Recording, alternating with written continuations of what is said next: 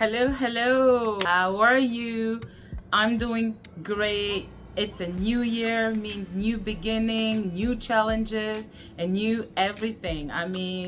Right? So, in today's video, I will be talking to you about my top 10 books of 2024, but the African edition. So it's books written by African authors, okay? I'm excited to share these books with you, so please do me a solid one.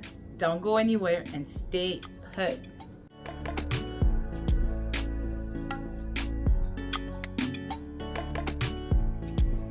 Okay, Jambo, Karibu, welcome to my channel. My name is Chilanda and this is Library Without Borders. Alright, so first of all, let's just check the accessories, okay? We got the hair, okay? Yo, I'm feeling my fro here, okay? And then we got these gorgeous earrings. They actually come all the way from Congo. My cousin who's in Congo, hi cousin, she actually sent me these, so thank you very much. And then this lip gloss is actually Gucci. So yeah, and this is just it's a I don't know how you call this, but check. Isn't it cool? Yes, it's giving African queen. Yes, and of course red nails. Okay. Anyways, y'all, so how's it going?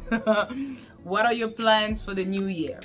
I'll be talking to you more about my plans for the new year in a different video where I share my goals for the next, for the new year and my accomplishments, and if I've, read all the books that I had set myself to read for the, year 2024, all that good jazz in another video. So without further ado, let's just get into these books, because y'all know I'm probably going to spend like 1 or 2, 3 minutes talking about these books, even though I've already talked about them. I've already reviewed them, okay? So all these books, most of them were highly rated. They were either 4 and above. But because they're all by African authors, some of them may have just been like a 3 rated star, and it's because I needed to have at least 10 books written by by African authors. So that's why they're part of the list, okay? But let's get into at number 10. Drum rolls, please. We have Cry the Beloved Country by Alan Paton. Now, the only thing with authors that come from South Africa, some of them might be white. So let's just take that in consideration, okay? I will do my darnest to compile a list of African authors who are black. Anyway, so this story was about, was it a father? 2 fathers and their 2 sons, if I recall. And it's during the apartheid period or time in South Africa. And what happened is that one of the son will kill another son. And it is the story of these 2 fathers with a shared story. You know what I mean? And you follow the one who's black. He's the black father who's going, I think it's Pretoria. He's going to look for his son, obviously. And he hears of this crime that has occurred. And also you will hear about the white father whose son was killed. Like I said, I've already talked about it. It was really deep. It was a very deep story because it made me think. I, as a parent on either side, forget the race for just a second. What do? You know what I mean? Like, do you forgive because you know your son? If you are on the side of the victim, as a parent, do you forgive because you know that it's not going to bring your son back? And if you're on the other side of the one who committed the crime, how do you feel about your son? How do you face the parent whose son was taken? You know what I mean? And now put the race part in South Africa during apartheid. Yo! Anyways, this is number 10.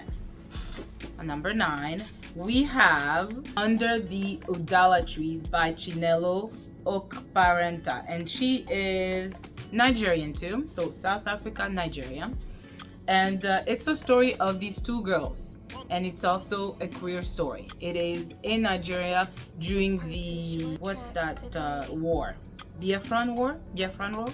Before independence. She's 11 when the civil war breaks in the young Republic of Nigeria. So Like I said, I've already talked about it, but it's the story of these two girls, and they're of different ethnicity. As I said, it's during that time when Nigeria is taking their independence. There's also civil unrest among different ethnicity. And at the core of the war, you have these two young girls who are growing in Nigeria. And y'all can just imagine, it's not here, okay, where you have two young girls who are discovering that they like each other. So it is them going to school and growing up. You know, it's a, how do you call it? A story of, the word escapes me. But one thing that was really impactful was the fact that Ijeoma's mom is very Christian. She's very religious. So you have a lot of biblical passages, a lot of biblical references that her mom, Ijeoma's mom, is mentioning to let her daughter know that this love of the same sex is absolutely an abomination. Okay, so I'm not gonna say too much. If you haven't read, please pick it up. It's a very, very interesting story. So Under the Udala Trees by Chinelo Okparenta. So number 8, we have Mother to Mother. This is also another author from South Africa, Sindiwe Magona. And I read this story again. It's that whole story between two children and parents.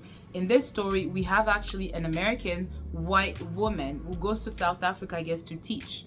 And lo and behold, it's in the synopsis. She is killed, brutally killed by, I don't want to say gang, but yeah, a gang of Black South Africans. But during that time, you have to understand what's going on in South Africa during this period. It's obviously during apartheid, and there's also this whole unrest among the students, among young people. Do y'all remember that movie Sarafina? Remember when the young people are going to protests in the streets? Yeah, it's like young people are tired of not being able to work or finishing school, of like the atrocities, the poverty, the segregation, all of that. So they're just taking things in their own hands. So it's basically the parents of this woman meeting the mom of one of the people who was responsible for the killing. So, like I said, I've already talked about it. It was very passionately written, and it went to the core of your humanity. You know what I mean? It really pulled at those strings, and you were left thinking, like, I have goosebumps. Like, I was like, as the mom of the American daughter, what do I do? Right? That's the question. And as the mom of one of the sons who participate in the killing, what do I do? So, these are the kind of books that just leave me like, I love these kind of books. You know, I love these books. So, if you haven't read it, Mother to Mother, a great book. At number 7, we have The Impatience. I think this is like a novella. It's really thin, but it's The Impatient by Jali Amadou Amal. And I think she's from Cameroon. And this story, although very short, it packed a punch. It's the story of these, I think, 3 young women who get married in a Muslim community in Cameroon. And oh my God, Munia means patience. Patience, Munia. And the whole time in the book, you have this mention of Munia, so patience. But then patience towards what? These women went through unbearable, not unspeakable, but unbearable brutality. And like I said, I've already spoken about that, but it was really hard to read about these women. At some point, one of them had to marry a way older man, and that same older man had another wife, and this wife is angry at the young woman who was brought into her household, even though she knew that during that time, women didn't have a choice. Their family decided, especially the man, decided that you were going to marry who you were going to marry, and you were going to dutifully accept that. You had that rivalry between the first wife and this new wife that's been brought to the house, and you're just like, but you know she didn't want to. She was made. So, and there's this other wife who marries someone young, but it's her cousin, and he brutalizes her. When I say the beatings, check out the triggers. It was hard. It was hard to read. Some parts were really hard to read, and it's still based on reality. So, conjugal abuse, spouse abuse, but it's a great story, y'all. Okay, it's a great story. So please read it if you haven't. Number 6, we have a YA book. Okay, it's Honey and Spice by Bolu Babalola, and I believe she's Nigerian. But lives in England. So again, I mean, this story, I don't need to explain. I mean, it's a Reese Witherspoon book club pick. A lot of you guys have read it. It was a good story. It's, you know, the story of Honey. Is it Honey? Nikki, Benjo, and Malachi. So Malachi and Kiki, they have, it's a fake date type of romance, okay, among young people. That's the trope. It was good. Like I said, I already talked about it. I think it was in my August TBR. It was good. It was good, okay? All right. At number 5, we have Daughter in Exile by Bisi Ajapon. Again, it's another Nigerian who wrote this story. We all know that Nigerians are really, they are leading in literature when it comes to the African continent. What are you gonna do? So I have tried to seek different authors from different parts of the continent, but you know, they still dominate. So it's the story of this young girl who travels to the United States. So the way her story starts is that she meets this Haitian who came, I think they are in Senegal. He meets her in Senegal, and they have this love that develops. I don't know if you can call it love, but she's enamored with them. And he has to go back, so he tells her that you can come in the United States, I'll pay for you, and all that stuff. And lo and behold, she's pregnant. And it's the story of her journey in the United States, her immigration story. It's one of those. Her trying to get a green visa, all the obstacles she will encounter while being pregnant, and the different people she will meet on her path. Some of them, they're not to help her, and some of them will accompany her through her journey, and you discover if she finally gets, you know, those papers or not. But yeah, it's that immigration story that's fraught with so much pain, so much suffering, so much, like, it's her trying to reach out for the American dream, and just encountering a lot of obstacles. And you also discover the relationship with her mom, how it's a little bit strained because of the circumstances, and it was a good story. Like I said, I already talked about this, so please pick it up. Number 4, we have this other story again, and it's Behold the Dreamers by Imbolombue. I think she's also from Cameroon. Yes, she's a Cameroonian immigrant. No, hold on. That's the story, that's the characters. She's a native of Limbe, Cameroon, yes. So, this story is of another Cameroonian author, and it's again another story of immigration experience. And we have Jende and his wife. Jende and his wife, they get to the United States, and they're basically trying to make a life, you know, trying to reach for the American dream. And boy, oh boy, it's the exact same thing I've described about Daughter in Exile. It's the same experience, but obviously different characters. There's also some triggering aspects in this story. Like I said, I've already reviewed and I've told you a little bit about what this book was about. I enjoyed this book. I really enjoyed it. It was painful. There were some aspects of the book and I was like, there's spouse abuse, you know? There's a little bit of suicide. Not a little bit. There is suicide.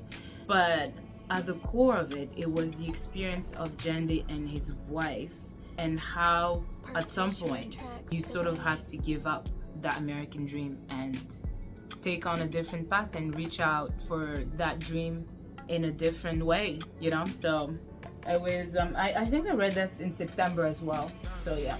Number 3 is also a book that I have not talked about because I just finished reading in the month of December. So I'll really talk about it even more in my wrap-up. But yo, it was this book, The Addict Child by Lola Jai. She's actually Nigerian, but I will read more books about this author because this book, it's a real story. It's about this child that was taken from Congo, brought into England, and was working for this explorer. I'm not sure if it was Stanley, but in the book, the explorer has a different name, but it's based on real facts. So the story is essentially about two children in different time. It begins at the year 1900, the first story, and that's when you hear about that child, that Congolese child that was taken away from his family from Congo and brought into England to be groomed into this proper English child, okay, by this white explorer. And then later on, or in alternatingly, you have the story of the other child. Now this child is a white child who grew up in that same household, but in I think it's 1970. So he's 1900, and her story is 1970, 80, or maybe 1970, okay? And then you follow these two children, different times, and their journey in the household in England and what happened to them. Okay, can you imagine this Congolese child not knowing the language, but he's I think he's taken at 11. He's brought into an attic and he's made to suffer in that attic, y'all. And then this other girl in a different time was also brought into an attic. Her circumstance was that her dad married this awful woman. Y'all can just imagine. Stepmothers can be absolutely cruel. Don't we all know? And he passes on. Something happens to him. We never even found out what happened to her dad, but she's left with her, the stepmom, and the stepmom does the unthinkable, puts her in the attic, and y'all, it's graphic. But anyways, you guys, this story was special to me because it was about Congo. And then I read the author's note. That's when she talks to you about the real story of this child. She talks to you about Leopold II, the 8 million of people who were killed. So it was very close to home. It was home. She was talking about my home, my people. So I was and I love the way she wrote the story. So it was, like I said, I will rate this, but trust me, it's above 4 in my wrap up. But yeah. So number two.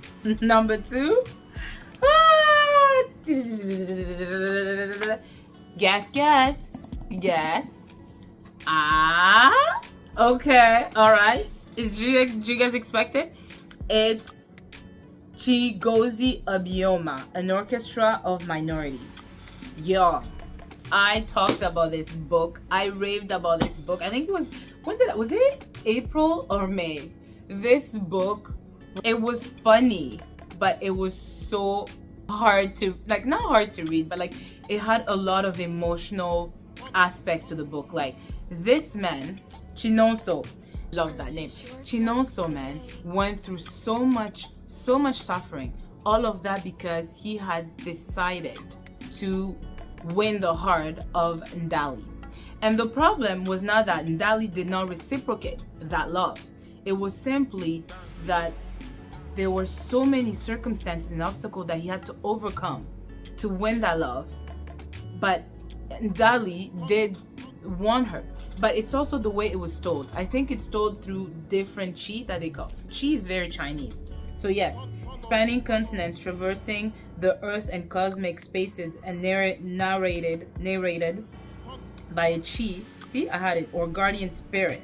So that's how the book is told. You have all these. You have Ndali's chi and Chinonso chi, and their, you hear their, them talking about their hosts, right? And at the same time, you also hear about the hosts themselves and what they're going through. I love Chinonso and his chickens. Oh my God. There were so many things that were happening to him. And I was just no, my God, but I'm laughing. But yeah. So that was number 2. Now, I did say number 10, but I have one honorable mention. Okay. So at number 1, I don't have the book here, but it's And So I Roar by Abidare. Yes. I was literally, it was between Homegoing and So I Roar. But ever since The Louding Voice, I was waiting And So I Roar was actually part of my anticipated read. So once it came out in August, I was like, I read it, devoured it like in 2 days, and I loved it. It's Adoni. Woo! It was Adoni. So it's the follow-up because, you know, in the first one, she meets this, what was her name? The lady that helped her, that gave her a phone in the first one. She meets her, but in the second book, we follow her and other girls back to Nigeria. Then you also hear this perspective of the lady, the one who takes her and, you know, tells her that she's gonna bring her to school, she's gonna help her. That story made me cry and laugh. Like, what are you doing, Adoni? And like, oh my god, like that. Like, it was so beautifully written. I could hear Adoni. Like, I listened to the audio version, which I recommend. By the way, Lex reads, I've recommended you to listen to it. I know you've had a hard time, you know, getting through the book. I'm telling you, the audio version is the best experience. But it was really heartbroken. There were some aspects, especially with the girls of the villages, what they were being accused of by the patriarchal society, the Nigerians, the old man marrying the young. So I roar. Yes, you guys, that's the number one, and So I Roar. So honorable mention, it's gonna be Homegoing, y'all, by Yagasi. Like, I wanted to bring her, but since she was number one in my other video, I thought it'd be only fair to have Adoni's story at the top of the chart. Okay, guys, so there you have it, my complete list of my 10 most memorable, remarkable stories written by African authors that have marked me in the year 2024. And I cannot wait what 2025 has in store for me in terms of the stories that will be written by other African authors that I will discover. Some of them probably will be these authors that we've all discovered together last year. Some of them will be new. I can't wait to discover them. All right, you guys, so on this note, please don't forget to like and comment, subscribe and share. And if you don't want to write too much, you want to let me know that you stayed till the end and you appreciated this video, please leave me a flag for Congo. Okay? All right, you guys, can't wait to see you in my next video. Ciao.